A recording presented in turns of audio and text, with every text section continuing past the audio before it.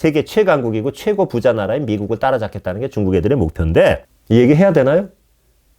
선거 조작을 통해서 남의 나라 선거판도 자국의 이익을 위해서 바꿔놓는 이상한 나라입니다. 미국 대선도 개입했다고 저는 확신하고요. 또 아시아의 어떤 나라? 아시는 분은 아실 거예요. 선거판에 개입해갖고 선거 결과를 바꿔놓고 있어요. 부정선거에 앞장선다 이겁니다. 그런 나라예요. 중국이 몰락할 수밖에 없는 몇 가지 이유가 있어요. 단언컨대 일본도 자멸할 겁니다. 그럼 그들은 왜 그러느냐?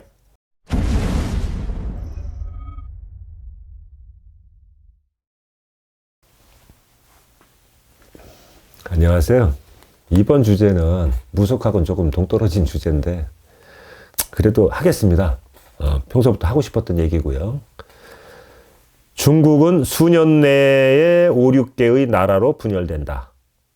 중화권 경제의 해체와 신세계 질서의 편성이 제목입니다. 지금 중국에 대해서 말이 많지요. 코로나19, 다시 말해 우한폐렴이라고 하는데 그걸 못 쓰게 하죠. 그 말을.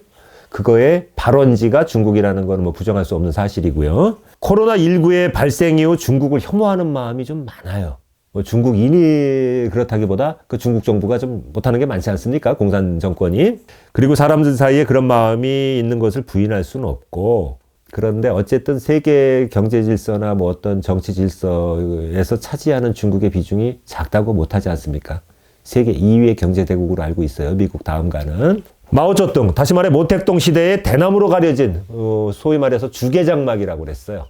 이게 외부 세계에 공개가 안 되는 그리고 그런 나라다. 아주 이렇게 그 베일에 쌓여 있는. 그리고 그 위에 있는 소련, 지금은 러시아지만 옛날엔 소비에트 연방, 소련을 철의 장막이라고 그랬습니다. 그래서 사람도 음흉한 사람을 보면 크레물린 궁이다. 뭐 이렇게 속을 알 수 없는 사람을 보면 그렇게 이제 표현을 했었는데, 그런 중국이 아주 낙후되고 못 살고 이러는 중국이 1976년에 중국의 세 별이 져요. 한 사람은 마오쩌둥, 모택동, 한 사람은 주울레, 수상, 그 다음에 또 한 사람은 내가 기억이 안 나는데 하여튼 그 3대 인물이 동시에 사라집니다.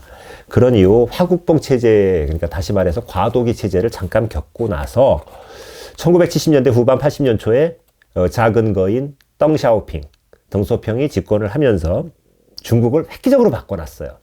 어떻게 바꿨느냐? 사회주의가 밥을 먹여주지 못하니까 그게 중요한 거 아니다. 그게 뭐가 그렇게 중요하냐 해갖고 자본주의 질서와 자본주의 어떤 그거를 받아들인 겁니다. 그래서 소위 말하는 덩샤오핑의 양대 그 경제 정책이 있습니다. 흑묘, 백묘론. 이게 글자 그대로 얘기하면 검은 고양이, 흰 고양이 그런 뜻인데, 이건 뭐냐? 그걸 내세우고 또 한편으로는 선부론이라는 게 있어요. 먼저 부자가 되자. 이거 해석을 해드릴게요. 검은 고양이든 흰 고양이든 쥐만 잘 잡으면 됐지 그 색깔이 무슨 상관이 있느냐. 이데올로기가 크게 필요 없다는 얘기잖아요. 그런 이론으로 경제 개발에 있어서 이것저것 따지지 말고 인민들, 걔네는 국민이 아니고 인민이죠. 인민들이 잘 사는 방법이 있다면 뭐든지 해보자가 흑묘 백묘론입니다. 그리고 선부론은 뭐냐?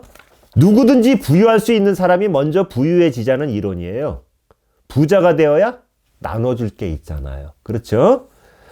그게 생기니 먼저 돈을 벌고 잘 살자는 뜻의 이론이 그 이론입니다. 우리나라는 뭐 맥주성인지 소주성인지 뭐 소득주도, 나는 그럼 맥주가 주도 안 하고 소득주도성, 소주성이라 그러대요. 그 말도 안 되는 얘기가 있는데 그건 강아지 풀 뜯어먹는 소리고, 일단은 생산이 늘어야 소득이 분배가 되는 건데 소득부터 는다는 거는 이거는 그 외계인들이나 가질 수 있는 아주 좀비 같은 사람들의 사상이라고 봅니다.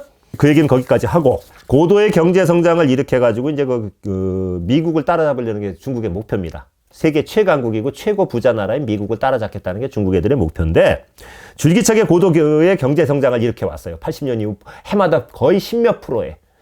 그렇게 해서 근래 세계 최강국인 미국에 근접하는 나라가 됐어요. 경제적인 그거로는. 그런데 문제는 뭐냐 하면 중국이 몰락할 수밖에 없는 몇 가지 이유가 있어요.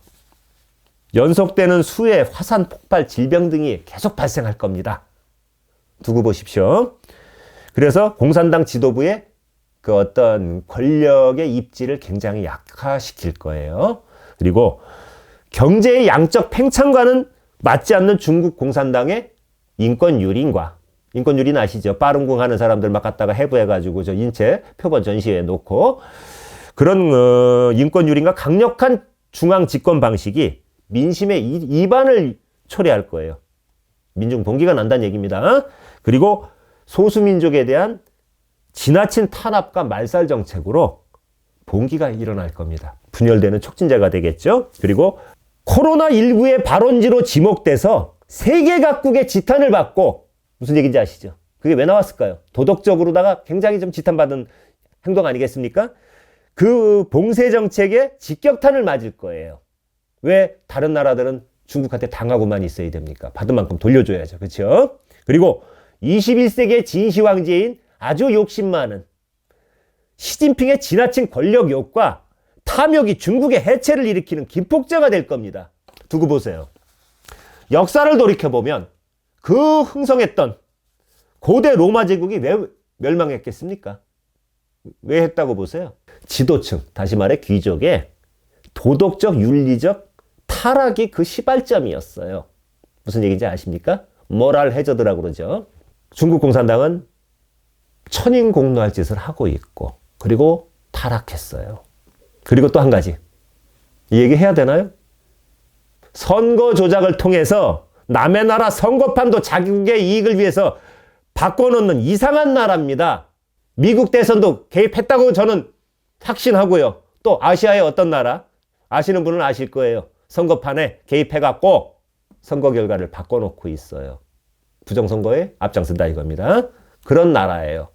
여기에 여러 현실적인 어떤 모순이 겹치면서 자연재해, 화산 폭발, 지진 이런 거하고 겹치면서 직격탄을 맞아서 서서히 머지않은 시간 내에, 수년 내에 분열된다고 봅니다. 그럼 결론적으로 말씀드리고자 하는 게 뭔지 아십니까? 일본 어떻게 됐어요?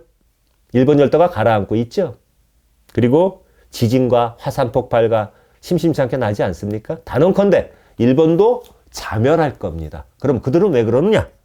일본 제국주의 시대의 정신대, 마루타, 천인공노할 짓들 많이 했죠. 인정하시죠, PD님? 인간인의 벌은요, 집행유예가 있고 선고유예가 있고 기소유예가 있고 다 그래요. 그렇죠? 하늘의 벌은요, 집행유예, 선고유예, 기소유예가 없어요. 단 하늘을 노하게 하는 하늘의 벌은 그 벌이 내려지는 시간만 문제가 될 뿐입니다. 그래서 중국과 일본이 지구상에서 이렇게 침몰하고 몰락하는 상황에서 지금 굉장히 우리나라 위정자들, 집권부가 썩어 문드러졌고 좀비 같은 놈들이 정권을 잡고 있지 않습니까? 이 위기, 과도기를 넘어가서 멀지 않은 장래에 대한민국이 동방의 등불이 될 것이고 세계 경제에서 한 획을 긋는 우뚝 서는 나라가 될 거라는 것을 저는 믿어 의심치 않습니다. 지금 당장이 깝깝해서 그렇죠. 여러분 힘내세요. 그리고 좌절하고 자살하지 마세요. 자살을 거꾸로 하면 살자입니다. 우리 대한민국 국민성은 좀 무질서하고 이기적인 건 있지만 저력은 있는 민족입니다. 자, 여러분 힘내시고 견디십시오. 그러면 반드시 이 추운 겨울 가고 따스한 봄날이 오듯이 좋은 날 올 겁니다. 두서없이 말씀드려 죄송합니다.